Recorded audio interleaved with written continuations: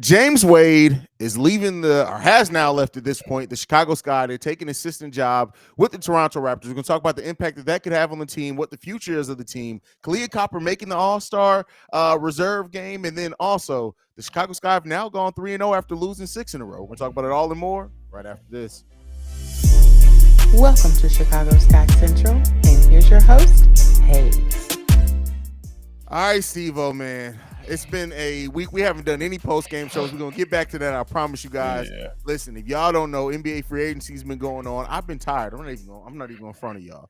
I haven't watched any games live in the last week. I had to go back all and watch them after the fact. But nonetheless, man, before we talk about the games, unexpectedly, James Wade steps down as the head coach and GM, taking an assistant coaching job with the Toronto Raptors. He actually said that he wasn't sure that this was going to happen. It was quoted as saying it wasn't about money. It was an opportunity to coach on a level where I can further myself as a coach. At the same time, I could still be an advocate for the women's game. Steve-O, how do you feel about James Wade leaving after reshaping this roster, trading away all our future picks, right? It's just so much that goes into this. Like, I'm never mad at somebody progressing themselves, but we were left in a certain situation that, James Wade is the one that had the vision for us to come out of that. He had the vision for this roster. He traded the picks away. He brought everybody in on this roster, and that's kind of one of the downsides of having somebody who's the coach and the GM. Had he just left as the coach, the GM could have still continued the vision, but now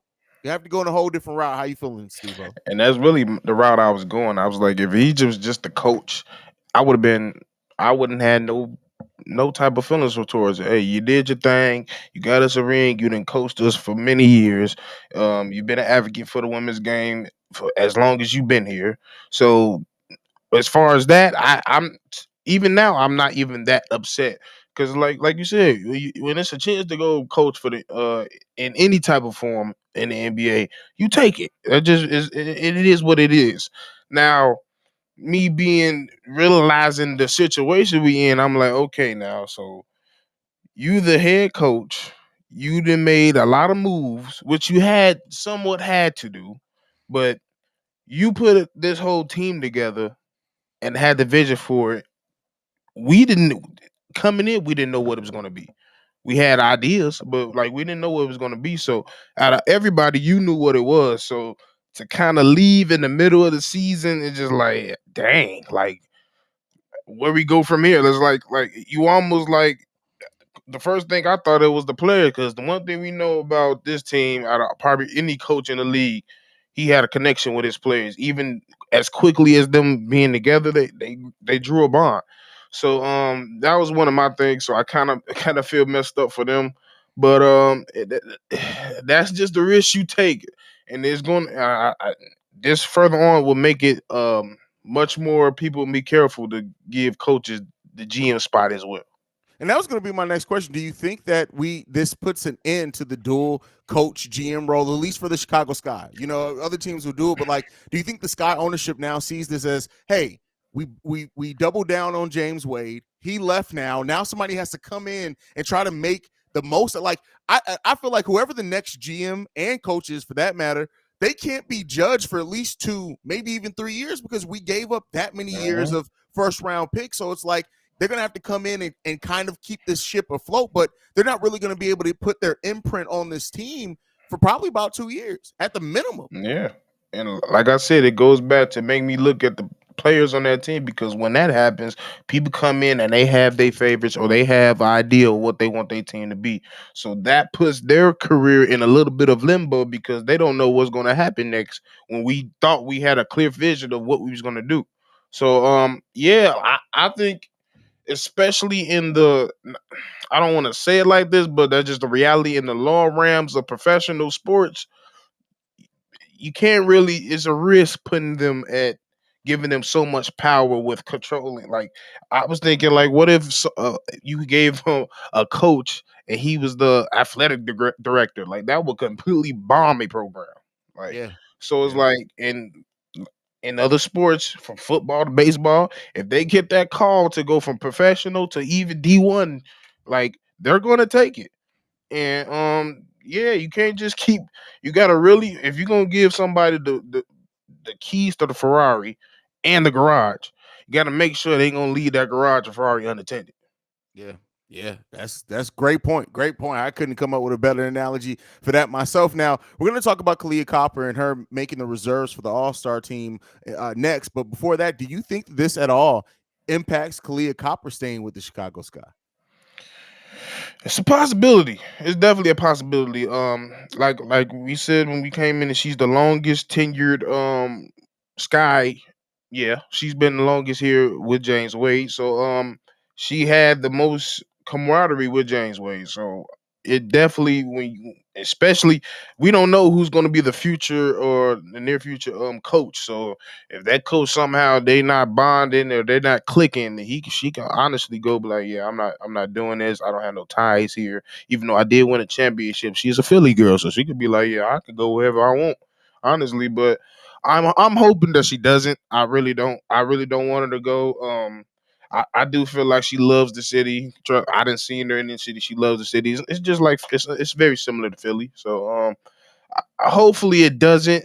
But I would be lying to say that it doesn't. Like it's completely at the realm of possibility. Yeah, I mean, I think anything's open at this point now, and that would be probably the worst case scenario. Not only did you trade all your picks, you built around then Kahleah Copper. Not to say that there's still, Courtney Williams, Marina Mabry, there'll still be solid pieces, right?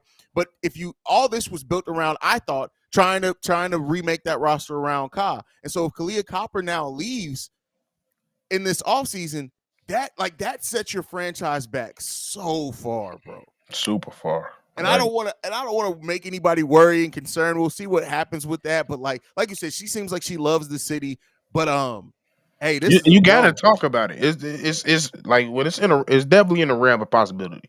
It's definitely in the realm of possibility. We got to talk about it. No much like you said. We're not trying to put this negative energy out there, but me personally, I'm like this in all my life. Just put it out there a little bit so I could brace myself. Just Facts. because it definitely can happen.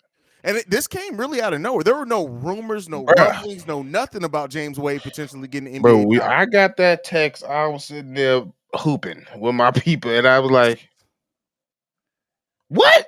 Yeah. Because I see, I recently, like, I was going through, I was checking stuff because the free agency was going, and I seen James Wade, but I was kind of distracted, so I was like, "Ain't nothing happened."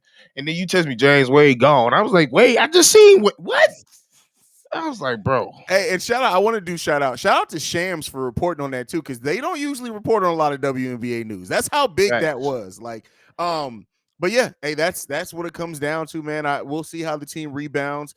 We won our first game under the interim head coach, who was the assistant under James Wade. I'm sure he's probably looking at the rest of the season as we didn't even make it through half the season, right? We're 17 17 games into the games. season. It's a 40 game season. So hey, he gets a extended audition to try to be the next head coach. I think that they need to find their next GM first, and I do hope that they Yeah, separate the roles.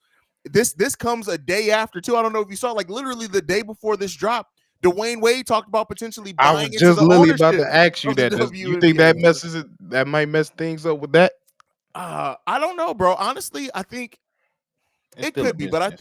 I It's think still with the WNBA, most teams are looking for influx of money where they can, and so Dwyane Wade could potentially be, somebody who not only just helps guide the franchise, but also helps with the money finance part of it. And he's a smart basketball player. He's a smart businessman.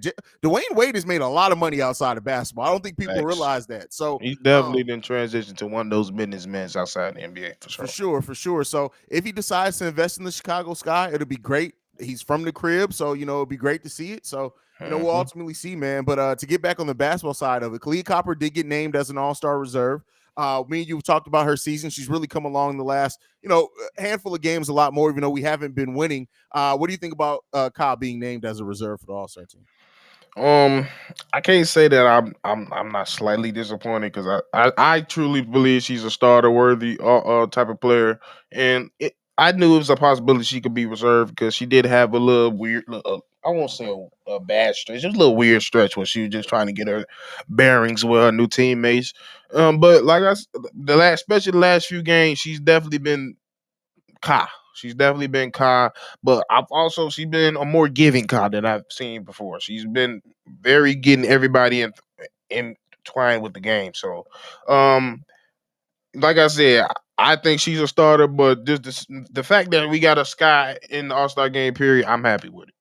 Yeah, yeah. I mean, she's balling. Averages the most points per game in her career, shooting the best from three, second best from three she's ever shot in her career. I think shooting an overall good field goal percentage as well. Kyle's doing her thing, and so I think she deserves it. Love to see all the attention come to the Chicago Sky players that deserve it. But man, we lost 6 games in a row, and it was tough, bro. And we've turned it around now, winning 3 games in a row, winning 2 games against the Sparks in a row, winning last night against the Indiana Fever. How you feeling about the Sky and the current streak, brother? Um, I mean, I'm just glad to see them. Like I honestly physically saw the turn happening. I think it was with that Sparks first Spark that second Sparks game. And it's really been like I always say, when they play as a team, that's when they win. Yeah, When they start, usually it's when let me get her name right because I've been getting killed. Say it for me. Mabry, just Mabry. Mabry, Yeah, Mabry. When Mabry does get in ties with, because like I said, she's a genuine hooper. So yeah. she just gets in that swing. Like I'm going to hoop. If everybody else ain't gonna get it together, I'm going to hoop. And sometimes they get into that space where it's a lot of one on one. The play style, not really the play style. The play call is really be misconstrued. They don't run the plays as crisp as they can, and a lot of the times I'm starting to notice. Sometimes they just completely breaks the play, and then at the end of they just like, all right, I need a pick, set up a pick so I can make a move, and it ends to a lot of late shots going up and bad misses. And that's how we started losing. And we was going up against quality teams. That's we have to put that Yeah, in context. So we was definitely not just losing to anybody. We lost to some quality teams with some real legit talent. So yeah, and but what did worry me, we was getting beat though. Like in the beginning, we lost to some quality teams, but we was right there. A lot of those out of those 6 games, I say maybe 3 to 4 was we pretty much got our ass whooped the most of the time. So that's a fact. yeah. So That's a yeah, fact. so now that I see that fight is coming back, the camaraderie is coming back, offense is more sharper. They're starting to pick. The defense was a little bit of the last that 6 game losing streak, so it's starting to come back, and so I'm liking it so far. I'm starting to see them turn that corner. Now it's about them just being consistent with And Courtney Williams is on a streak, right? The first you look at the first game against the Sparks, she had 21 points, 9 rebounds, 2 assists, 2 steals, 2 blocks, right? it. The second game against the Sparks is when she had the triple double, 12 points, 11 rebounds, 13 assists, chipping in another steal, and then against the Fever, 8. 28 points, 5 rebounds, 8 assists, 1 steal.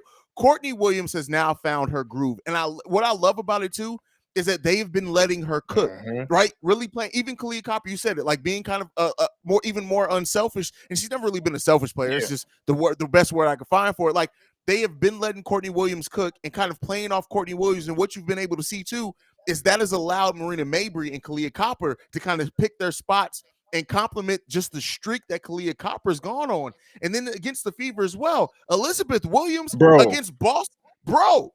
Did not expect that, man. I had to text you that during the game. I was like, bro, Bro. she made out of every game because I pretty much seen every Aaliyah Boston game. Mm-hmm. Every person she went up, Elizabeth made her look like a legit rookie for the And first you know what time. that reminds me of? Derrick Rose, and I'm not trying to compare Mm. anybody to Derrick Rose. I'm just saying Derrick Rose his rookie year. He came up against, I believe it was Dwyane Williams, Duran. and he Ooh. cooked him, cooked him, and it was almost like at that point Derrick Rose said, "Every time I see Darren Williams, I got your number," and I don't think he cooked him every It time was after two that. And of this them. was a It was him yeah, and this was Rajan. Oh yeah, Rajon used to get in Derek's head all the Yeah. time. But like this was a game in which Elizabeth Williams looked at Aaliyah Boston and said, "I respect you, young lady. You the future of this league. But tonight I got some work for Yeah. you, bro." And it was fun to see, And man. it was real work. Like I Yeah. mean, real work. Getting in the post, shimmy, fade. Like she hit a couple fades. I was like, I did not know you had that. Like footwork nasty. Like she gave Aaliyah, like Aaliyah was frustrated after that game. Aaliyah could not find the groove. And one thing we always knew is her defense was A1. Her defense coming in the league was going to be A1. And she could not do nothing with E. Nothing. Nothing. And she's been carrying her own weight too. Um, Elena Smith been doing her thing. She kind of slightly dropped off a little bit, just slightly, but Didn't score anything yeah, against the Fever, but rebounded the ball yeah. well. But Yeah. like I said, that's one thing about it. She always know when to be around the ball, how to get there, knows how to use her body. I'm also we got the what's the young lady we got back from Britain?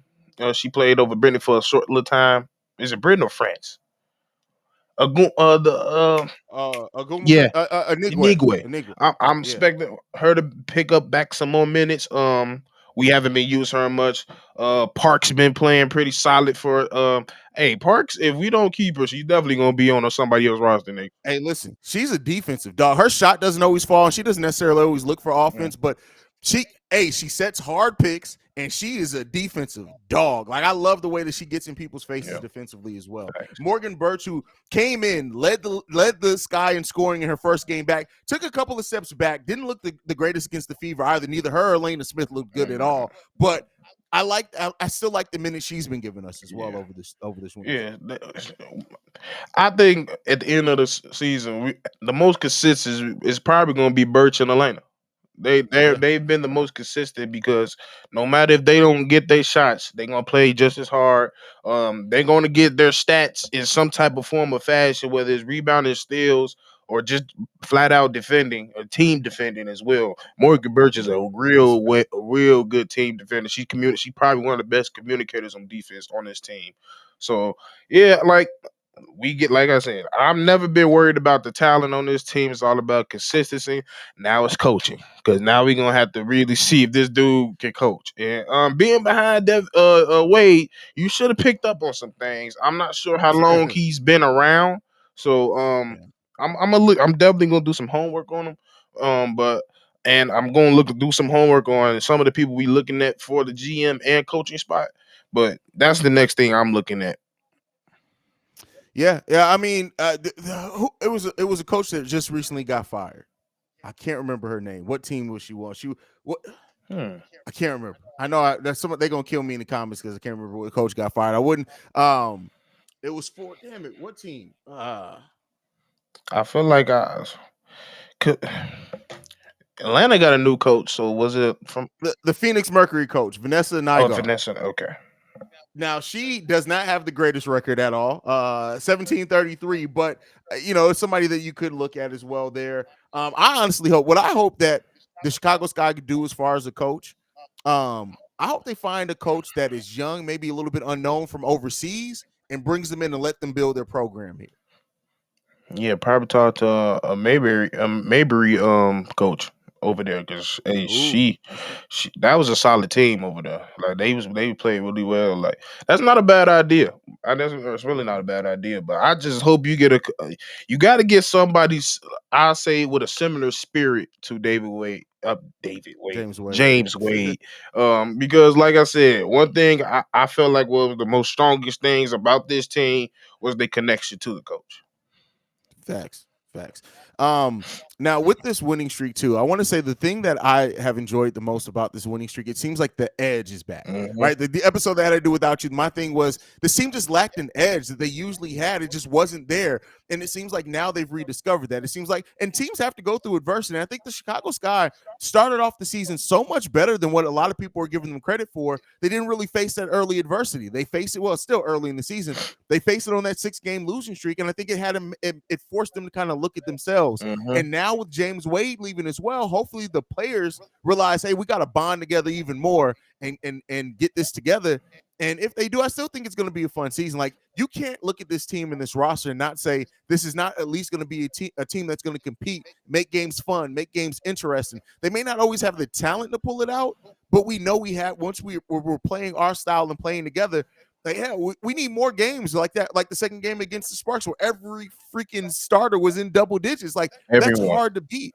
everyone. And so while you're still missing Isabel Harrison, when you're still missing Rebecca Gardner, we still don't know what's going on with Hebert. Like, we don't know when these players are going to be back. Because of that, you have to play together and you have to discover that edge. But I think, listen, you could do a lot worse than riding Courtney Williams, especially in fourth quarters, because that woman is a dog. Straight dog, and you done let the dog find his rhythm, and that's the wrong thing you want to do.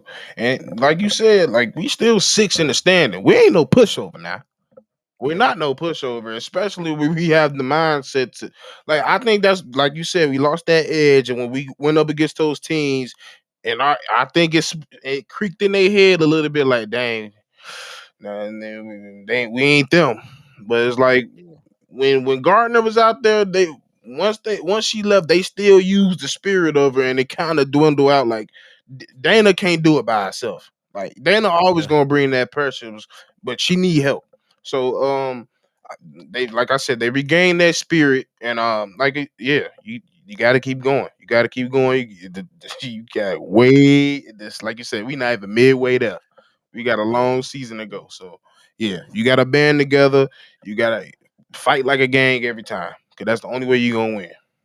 That's a fact. So the remaining schedule this week, we just have 2 games against Atlanta in Atlanta, which is good, on the 7th and the 9th, coming out of that 4th of July holiday. So I'm going to ask you this. Oh Lord, 2 games against Atlanta. How do you think, do we push the winning streak to 5? Can we get it to 5?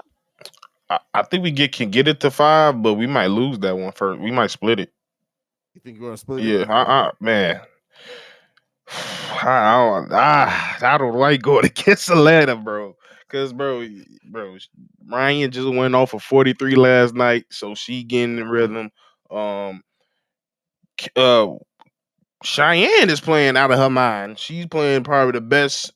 All-star Yeah, too? she's just made the All Star, so she's pretty much having one of the great best statistical of a year of her career. So they and they're young. They got a lot. They're athletic. They're running. So they're kind of similar to us. Like they play defense, they run. So yeah, I think we can push it to 5, but I don't know. We might it might not be 5 in a row. We might lose that first one. Who knows? But I definitely it'd And be hard to win 2 in a row. yeah, for sure, for sure. We're in a stretch now where 13 out of our next 15 games are aired on national TV. 13 out of That's what? crazy. 19? 13 out of our next 15 15? games. That's beautiful.